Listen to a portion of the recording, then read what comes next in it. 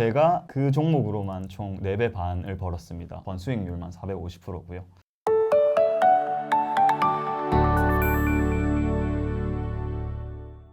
안녕하세요. 절제TV 히타입니다. 제 개인 방송에서 한번 예고를 드렸는데 오늘 그 친구를 모셨습니다. 네, 안녕하세요. 장대익이라고 하고요. 이전에는 증권사 리서치센터에서 일을 조금 하다가 창업을 해서 스타트업을 운영을 하고 있고요. 히타님과는 이전에 학교에서 지냈고 히타님에게 테마주를 어떻게 하는지 이야기도 좀 하면서 그렇게 저희가 그 세계에 빠지게 됐던 계기를 만들어준 친구 중에 한 명이라고 말씀을 드릴 수 있을 것 같아요. 일단은 이 친구는 한 기업을 운영하는 지금 포지션에 있기 때문에 주식을 완전 업으로 하고 있지는 않습니다. 근데 아까 얘기해줬다시피 대학생 할 때는 거의 주식만 봤잖아요, 우리가. 그렇죠. 네, 수업도 거의 막 빼먹을 때가 많았고 리서치 대회 이런 거 막 준비하고 주식만 했던 어떤 학생들이었습니다. 지금은 제가 굉장히 매매를 막 적극적으로 하는 스타일처럼 보이시겠지만 사실 되게 기업 분석을 딱 해가지고 진짜 가치 투자라고 우리가 흔히 알고 있는 그런 거를 사실 되게 추구를 했었어요. 근데 저의 그런 그 사고를 깨트려준 친구가 바로 이 친구고, 그래서 사례를 같이 공유드리면은 조금 더 유연한 사고를 하는데 좀 도움이 되실 것 같아서 이렇게 모셨습니다. 일단 저희가 그 학생 때 얘기했던 많은 사례들이 있지만 대익 씨가 가장 그 얘기할 수 있는 성공적인 테마주 사례 한번 말씀해 주세요. 거의 처음 만났을 때 이야기 나눈 종목이라고 생각하면 될 것 같은데요. 같이 그거에 대해서 매매를 하기도 했고 그때 당시에 꽤 강한 비중으로 저희 그렇죠. 둘 다 투자를 했기 때문에 네. 히타님도 잘 아시다시피 네. 그런 뉴보텍이라는 종목이 있잖아요. 뉴보텍. 네. 네, 뉴보텍입니다. 2016년 중순쯤에 그때 총선이 있었어요. 총선, 그렇죠. 네. 결과로만 말씀을 드리면 네. 히타님은 그걸로 돈을 많이 못 벌었어요. 제가 기억하기로는. 네, 딱 그쵸? 첫 상만 먹고. 그리고 제가 그 종목으로만 총 4배 반을 벌었습니다. 순수하게 신용을 쓰지 않고 번 수익률만 450%고요. 그 당시의 키워드는 뉴보텍이 문재인 대통령 관련 주로 묶여 있었고 그 사이에 대선이 있었던 게 아니고 총선이 있었는데 갑자기 그 당시 민주당이 예상외에 선전을 하고 과반 의석을 차지하게 되면서 오히려 그런 반전 효과로 어마어마하게 갔던 주식이라고 보면 될 것 같습니다. 그래서 실제로 대통령 선거 때는 뉴보텍이 많이 가지는 못했죠. 그쵸. 오히려 그쵸. 다른 막 우리들 시리즈나 이런 친구들이 갔고 그 당시 기업의 핵심은 CEO가 이제 문재인 캠프의 네. 강원도 유세 네. 단장이었어요. 한거희 맞아. 씨 맞나요? 아, 네, 기억납니다. 기억납니다. 지금은 한거희 이제 씨. 구속당하셨어요. 그렇구나. 뭐 어쨌든 또 안 좋은 일들이 있어가지고 대표이사가 네. 바뀌었는데 네. 뭐 일단 그 당시로는 그랬고 네. 결과적으로는 사실 여러 가지가 잘 맞물린 케이스라고 볼 수 있을 것 같아요. 네. 그래서 이게 나중에 어떤 식으로 테마주를 좀 바라보고 이걸 강하게 살 수 있었냐라는 네. 물음에 대한 답변일 수도 있을 것 같은데 일단 첫 번째로는 제가 상상했던 것보다 훨씬 결과가 좋았고요. 그 이유는 여러 가지로 분석할 수 있을 것 같은데 그때 이제 한창 기존 정권과 다른 새로운 움직임들이 전반적으로 일어나고 있었다. 정치판에서. 아, 네, 네, 그쵸. 정치판에서. 그럼에도 불구하고 세력 자체가 그렇게 강하지는 않았어요. 그 당시에는 문풍이 강하지는 않았어요. 네. 그럼에도 불구하고 총선 때 사전 여론조사가 네. 완전히 그 당시는 이제 새누리당이죠. 네. 새누리당이 과반 이상을 먹을 수 있을 것으로 예상을 한다라는 많은 뉴스 기사들이 나왔고 전반적인 기조도 그랬는데 실제 까보니까 민주당이 오히려 과반을 많이 먹은 거죠. 예상보다. 그래서 저희는 처음에 뉴보텍을 네. 이제 히타님이랑 매수를 네. 하고 저희가 마이너스 아마 15%인가 16%인가까지 갔을 거예요. 네. 그 당시 1,800원 정도에 산 걸로 알고 있는데 1,500원까지 갔을 겁니다. 맞아요. 네, 기억. 그러다가 2,000원에 다시 샀죠. 그쵸. 1,500원에서 손절을 하고 네. 그것보다 훨씬 비싼 가격에서 다시 매수를 맞아요. 했죠. 네, 맞습니다. 일단 선거 결과가 좋지 않을 걸로 예상이 되니까 가격이 많이 떨어졌었어요. 그래서 이건 안 되는 주식이다라고 생각을 하고 있다가 오히려 역반전이 나버리니까 많이 터져버린 케이스인데 그런 게 좀 큰 것 같아요. 제가 특히나 이제 대선주나 총선 아니면 지선까지 보는 거를 좋아하는데 이번에도 지선이 있죠. 이제 그런 측면에서 재밌는 시장이 있고 재미없는 시장이 분명히 존재를 하는 것 같아요. 저는 개인적으로는 그 주식 자체가 매번 대선이 있고 총선이 있고 지선이 있지만 관련주들이 엄청 많이 쏟아지잖아요. 어떤 후보에 어떤 주들이 막 있고 한데 결과적으로는 이게 대통령이 누가 될 것인가 아니면 그만큼 영향력 있는 인물이 앞으로 누가 될 것인가에 대한 집중이라고 생각을 해요. 그러니까 결국은 총선 기간에서에 있는 그런 테마주들이나 이번 지방선거 관련된 테마주들도 전부 다 결과적으로는 앞으로의 대선을 바라보고 앞으로 인물을 바라보고 투자해야 되는 게 테마주의 접근으로서는 맞지 않나. 아, 그러면은 이게 저는 이게 또 아직 궁금한 게 일단 그냥 정치 테마주라고 일단 한정을 해놓고 봤을 때 이 정치인이 잘 될 거라는 어떤 생각이 먼저 선행이 되고 네. 거기에 관련된 종목들을 찾는 그런 스킴인 건가요? 그렇죠. 아무래도 사람 자체가 맨파워가 있어야 되고 예를 들면 이런 거예요. 이번에 막 서울시장 선거를 네, 하잖아요. 네. 그러면 이제 뭐 이쪽 진영에는 이제 오세훈 후보가 나오고 이쪽 진영에는 지금 이제 바뀌겠지만 뭐 송영길 후보가 나왔다, 누가 나왔다, 뭐 박영선 후보가 나왔다, 박주민 후보가 나왔다고 하는데 만약에 예를 들면 우리가 민주당에 투자하자라고 해가지고 송영길 후보의 송영길 주식을 함부로 살 수가 없는 거예요. 왜냐면 이거는 제 생각에는 제 입장으로 누가 봐도 이거는 2배 이상 가기 힘들 거다. 뭐 아무리 잘 되더라도 지금 현재는 저는 그 송영길 후보자께서 대통령이 지금 당장은 근 5년 내로 될 수 있을 거라는 생각을 하기는 어렵거든요. 그쵸. 왜냐하면 이쪽 당에서도 훨씬 더 영향력 있는 네. 후보들이 아직도 많이 포진을 네. 해 있고 이낙연 님도 계시고 이재명 님 아직 계시고 이런 거기 때문에 결과적으로는 현재 그런 맨파워를 아니면 누구 풍을 일으킬 수 있는 사람 자체는 이번 지선에는 조금 힘들지 않나. 비록 서울시장일지라도 그럼 단순히 이제 지선 테마주로 누구 후보 뭐 서울시장 아니면 경기지사 이런 식으로 해서 투자를 한다는 거는 저는 조금 초보나 아니면 1차원적인 투자가 아닌가라는 테마주에 있어서는 그렇게 생각을 합니다. 저는 일단 기본적으로는 그러니까 이런 부분은 대익 씨랑 좀 다른 게 저는 일단 기술적으로 스크리닝을 해서 여기 이렇게 이런 종목이 꼽혔는데 요게 반대로 이 정치랑 엮여 있다. 이러면 되게 컨빅션이 높아지는 약간 그런 컨셉이었는데 그쵸. 약간 다르네요. 그럼 근데 그거는 이제 네. 저희가 학생 때 이야기한 거랑 비슷할 수도 있을 것 같은데 학생 때 우리가 그렇게 했죠, 실제로. 네, 어떻게 보면 차트를 먼저 보고 네. 그 차트상으로도 포텐셜이 있는 종목이니까 네, 그쵸. 우리가 사자 해가지고 네. 실제 타이밍을 놓쳤다가 그 이후에 대선이 붙어서 오히려 엮여서 네. 날아간 적도 많죠. 그래서 예를 들면 항상- 네. 남선 알루미늄이라든지 그치. 뭐 THN이라든지 그렇죠. 이런 인물들이 붙고 결국은 네. 가더라고요. 네.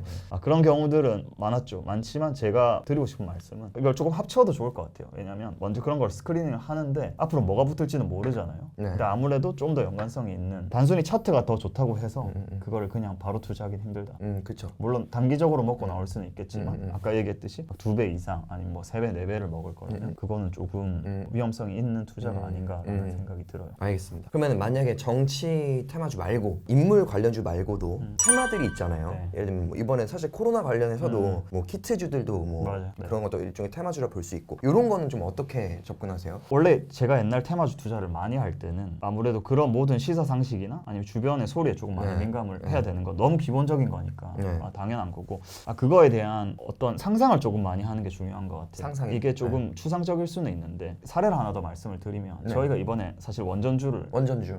히타님이 이번에 특히 유튜브에서 네. 원전주를 많이 밀어서 그거에 대한 호응을 많이 얻으신 걸로 알고 있는데 네네. 사실 그 이전에 저희가 원전주에 대한 이야기를 많이 같이 나눈 했었죠. 많이 한 적이 있잖아요. 네네. 실제로 투자를 비슷한 시기에 하기도 했고 그런 것도 비슷한 심인 것 같아요. 단순히 대통령이 누가 돼서 이제 원전이 갈 거다라는 것도 있었지만 그거는 큰 줄기 중 하나였고 현재 이제 주변에 있어서 밝은 거는 이런 거죠. 예를 들면 우리가 미국이나 이런 기사들을 봤을 때 기존의 신재생 에너지로는 한계가 분명히 존재를 하고 물론 이거는 이제 뭐 펀더멘털적인 것도 포함이 될 수는 있어요. 근데 테마로만 보자면 그 당시 이제 미국이나 유럽이 법 제정을 하는 거에 있어서 우리는 원전도 끼워 넣겠다 말겠다라는 논의가 한참 활발하게 진행되고 있는 순간들이었거든요. 그런 측면에서 모든 세계 헤게모니는 뭐 미국, 유럽이나 중국이나 네. 이런 거대 국가들이 장악을 하고 있기 때문에 이런 국가들이 움직이면 결과적으로 우리나라는 정부가 아무리 반대를 한다 해도 결과적으로 그 방향성을 따라갈 수밖에 없습니다. 맞아요. 네. 그래서 이제 얘들도 이렇게 하니까 우리도 이렇게 할 것이다라는 게 어느 정도 전제가 되는 거죠. 그러니까 맞아요. 사실 저희가 원전을 투자하겠다고 마음을 먹고 투자를 했을 때는 이 테마에 관해서는 조금 마음은 편한 게 있었어요. 왜냐하면 첫 번째로는 이미 너무 기저다. 그래서 기저 효과가 존재할 것이다. 더 빠지진 않겠다라는 안정적인 하방이 있었고 두 번째는 아까 얘기했던 세계적인 움직임이 그렇기 때문에 우리나라도 그렇게 갈 것이다라는 어느 정도의 확신이 존재를 했고 세 번째는 그런 의미에서 대통령 후보가 누가 되고 정권이 어떻게 바뀌든 간에 원자력은 무시하거나 이번 정부처럼 배제할 수 없을 것이다라는 게 확정적으로 저희가 들었던 생각이었던 것 같아요. 그래서 그런 세 가지 이유로 이거는 조금 구조적으로 리스크는 너무 작고 수익은 꽤 많이 얻을 수 있는 맞아요. 테마주가 아니었나라는 네, 맞아요. 생각이 조금 들기. 그래서 뭐 예를 들면 작년 같은 경우에도 빌 게이츠도 그렇고 뭐 일론 머스크도 그렇고 사실 다 뉴클리어 얘기를 막 하고 네. 그리고 실제로 우리가 작년에 좀 고생을 했지만 국내 원전 테마주가 아니라 미국 그냥 원자력 관련된 회사를 샀으면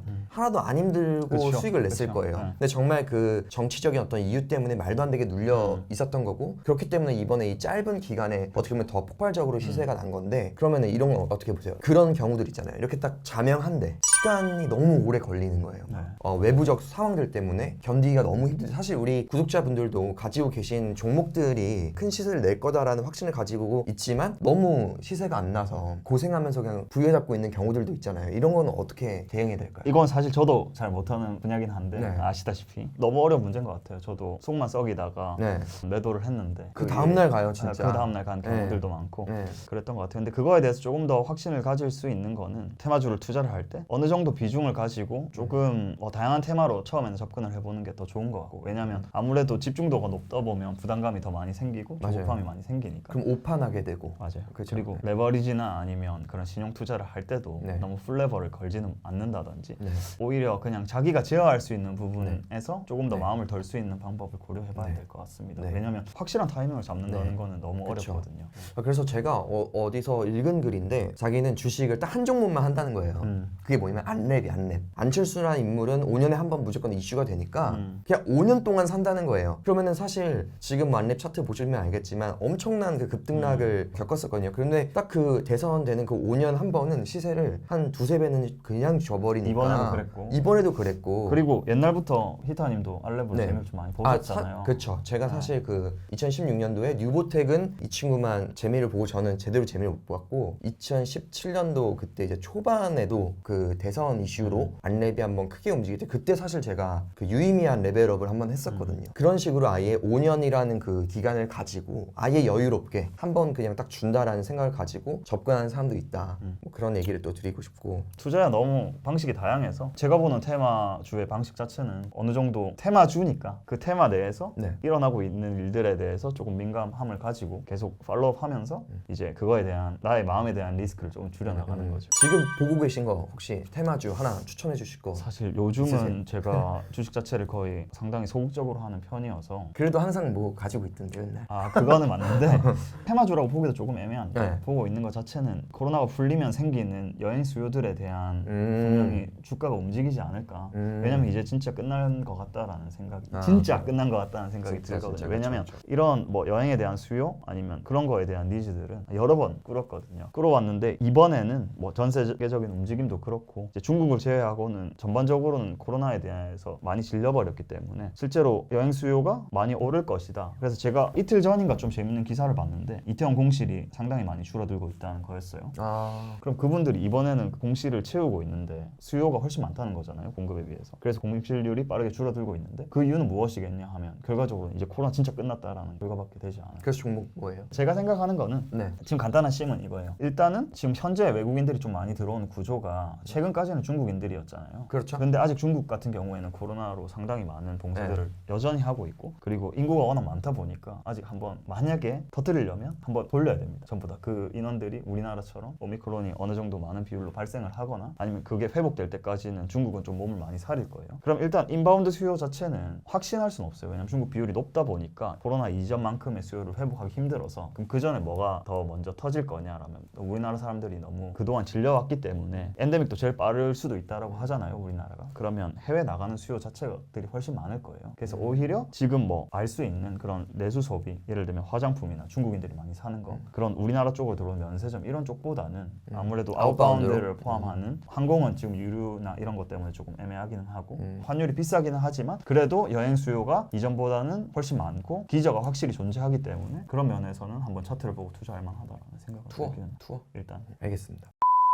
데이 씨가 마지막으로 추천주까지 투어주를 이제 찍어주셨는데 나온 소감이나 뭐 여러 가지 어떤 소회를 한번 말씀해 주시죠. 지금 돌아봤을 때 학교에서 그런 식으로 주식에 관심을 가지고 당연하게 이제 경제나 시사나 아니면 금융에 대해서 관심을 가지면서 저에게 있어서 너무 좋았던 일들이 많은 것 같아요. 제가 현재 뭐 스타트업을 운영을 하기는 하지만 그런 재무적인 사항이나 아니면 주변 판이 어떻게 이루어지는지 그리고 어떤 걸 고려해야 되는지에 대한 힌트도 상당히 많이 얻고 있고, 단순히 업에 있지 않더라도 제 개인 투자를 한다든지 아니면 거의 모든 상황인 것 같아요. 가장 좋았던 것은 특히나 현재도 모든 세상에 굴러가는 일들에 대해서 훨씬 민감하게 반응할 수 있고 그거에 대해서 빠르게 움직일 수 있다는 장점이 있는 것 같아요. 저는 상당히 히타님의 매매를 보면서 요즘도 그런 매매 기법이나 쉽게 볼 수 없는 거기는 하거든요. 그거에 대한 인사이트도 많이 얻을 수 있고 그거에 대해서 상당히 명쾌하게 설명을 해주는 편이에요. 추천드리고. 고맙습니다. 네. 갑자기 소감을 얘기하라니까 제 PR을 해주시고 계시는 소감 자체는 뭐 약간 주작같이 느껴지실 수 있으니까. 주작은 아닙니다. 주작은 아니고 혹시나 뭐 지금 아직 이제 주식을 시작하고 싶으시다거나 그런 분들이 분명히 계실 텐데 꾸준히 절절TV도 보고 아니면 다양한 컨텐츠들을 많이 활용을 해가면서 조금 더 많은 발전이 있었으면 좋겠습니다. 오늘 오셔서 감사하고 오늘 여기서 이렇게 마치도록 하겠습니다. 감사합니다. 네, 감사합니다.